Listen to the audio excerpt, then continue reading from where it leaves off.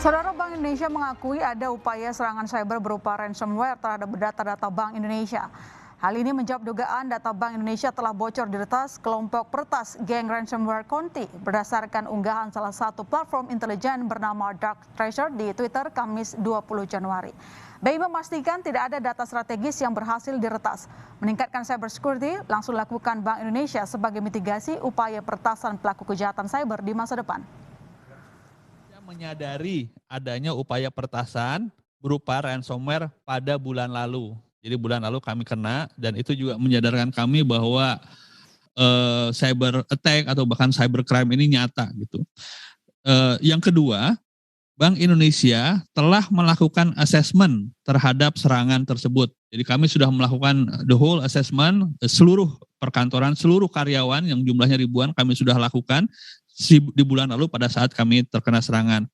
Selanjutnya, Bank Indonesia telah melakukan pemulihan, telah juga melakukan audit dan mitigasi agar serangan tersebut tidak terulang dengan menjalankan protokol mitigasi gangguan IT. Kepala Badan Cyber dan Sandi Negara mengkonfirmasi data pasien COVID-19 milik Kementerian Kesehatan yang diduga bocor dan diperjualbelikan di forum situs gelap Dark Web beberapa waktu lalu bukan data aplikasi Peduli Lindungi. Kepala BSSN menjelaskan setiap Direktur Jenderal di Kementerian Kesehatan memiliki data mengenai pasien COVID-19 yang belum masuk ke jaringan BSSN. Itu masing-masing dirjen itu punya sendiri sistemnya. Jadi kemarin itu belum masuk ke BSSN. Jadi karena kita fokus untuk mengamankan Peduli Lindungi. Jadi peran BSSN dalam penanganan ancaman siber pada halnya aplikasi penanganan COVID terutama Peduli Lindungi adalah menilai keamanan dan menyusun rancangan pengamanan data. Ya, cybercrime berulang terjadi menyerang sejumlah lembaga negara sampai swasta. Apa yang perlu kita evaluasi? Kita berdialog malam ini dengan pengamat keamanan cyber dari Cisrek, Pratama Persada. Selamat malam, Pak Pratama. Selamat malam, Mbak. Oke, yang terbaru, Bank Indonesia alami serangan ransomware. Tidak ada data yang bocor, kata BI tadi. Dari hasil pengamatan Anda, bagaimana ransomware bisa masuk mencoba mencuri data Bank Sentral? Ya begini, pertama kali kalau dibilang nggak ada data yang bocor ya agak aneh begitu, karena di dark web sudah dipublikasikan 1% dari data yang bocor itu, dan 1% itu besarnya adalah 487,09 megabyte, itu baru 1% ya. Gitu. Dan di dalamnya juga ternyata banyak data-data yang cukup mengkhawatirkan kalau menurut saya. Di situ misalkan ada Adobe Cloud Services gitu, kemudian ada Central Table, kemudian ada data .json dan lain-lain. Walaupun di situ juga ada file PPT, file dokumen dan lain-lain begitu.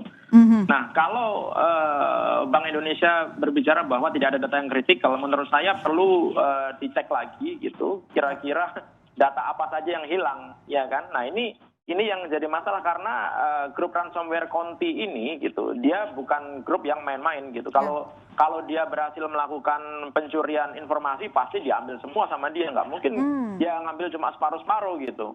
Nah, kemudian juga ada pernyataan bahwa geng ini tidak meminta tebusan begitu. Kalau menurut saya agak aneh. Kenapa? Karena pola kerja dari grup hacker ini, dia melakukan enkripsi atau pengacakan terhadap file di korbannya gitu. Sebelum itu dia mencuri datanya. Nah, dia selain melakukan pengenkripsian, melakukan pengacakan data, dia juga pasti akan minta tebusan begitu. Nah, kalau dia nggak minta tebusan, akan diancam. Datanya ini akan dipublikasikan gitu. Nah, ini kan datanya sampai dipublikasikan nih. Artinya apa? Mungkin mereka sudah minta tebusan ke BI, cuma BI nggak ngasih gitu. Sehingga datanya ini mau dipublikasikan oleh si geng Conti ini, ransomware Conti ini gitu. Karena memang ini pola kerjanya agak unik ini, grup hacker ini. Dari catatan ransomware Conti ini artinya mereka cukup quote unquote agak ganas, artinya kita harus waspada soal data-data bank lain yang tersimpan di BI. Loh iya Mbak, di Amerika itu ada sekitar 400 perusahaan dan kementerian lembaga yang ada di Amerika itu terserang oleh ransomware Conti ini. Dan mereka semua dimintain tebusan begitu. Bahkan ada yang nilainya sampai ratusan miliar gitu, tebusan yang harus dibayarkan gitu. Nah, ini menurut saya BI juga harus mengevaluasi, karena kan kemarin juga dibilang bahwa yang bocor dari Bengkulu. Kalau dari saya lihat sebenarnya yang bocor malah dari root-nya Bank Indonesia gitu. Karena domain yang bocor itu bukan domain dari Bank Indonesia cabang Bengkulu gitu, tapi dari main domainnya Bank Indonesia. Oke. Gitu, Mbak.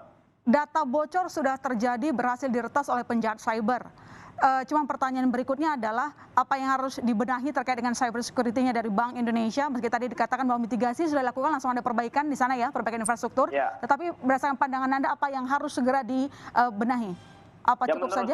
Menurut saya ini kan jadi pelajaran ya. Ini kan nggak jadi pelajaran bagi kita semua. Kita ingat dulu Tokopedia, Bukalapak, Bhinneka, Cermati, BRI Live, apalagi itu Kementerian Kesehatan, Polri, ya kan, Dukcapil gitu, walaupun Dukcapil daerah gitu, itu bocor banyak sekali data yang bocor di sana gitu. Dan ini tidak menjadi pelajaran. Menurut saya sebenarnya simpel sih gitu. Banyak aturan-aturan yang ada di Indonesia ini gitu yang bisa kita terapkan. Banyak aturan-aturan di dunia yang bisa kita terapkan. Ada standar-standar keamanan informasi, mulai dari teknologi, kemudian sumber daya manusia, kemudian dari tata kelola dan polisinya begitu.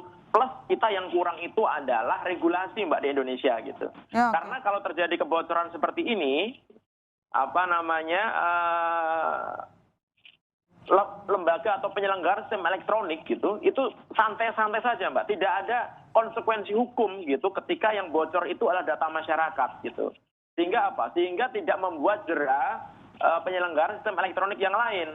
Beda dengan misalkan di Eropa. Di Eropa itu punya General Data Protection Regulation. Kalau sampai satu saja warga Eropa yang datanya bocor itu bisa kena denda 20 juta euro gitu.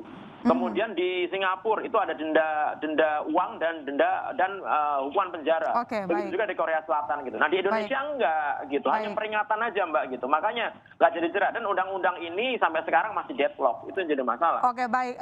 Kesalahan kekurangan dari cyber security-nya kita sudah berkali-kali dibobol. Ini harusnya jadi tanda darurat untuk kita. Terima kasih Pak Pratama telah bergabung di Berita Utama selamat malam. Terima kasih. Saudara jangan kemana-mana, Berita Utama masih akan segera kembali.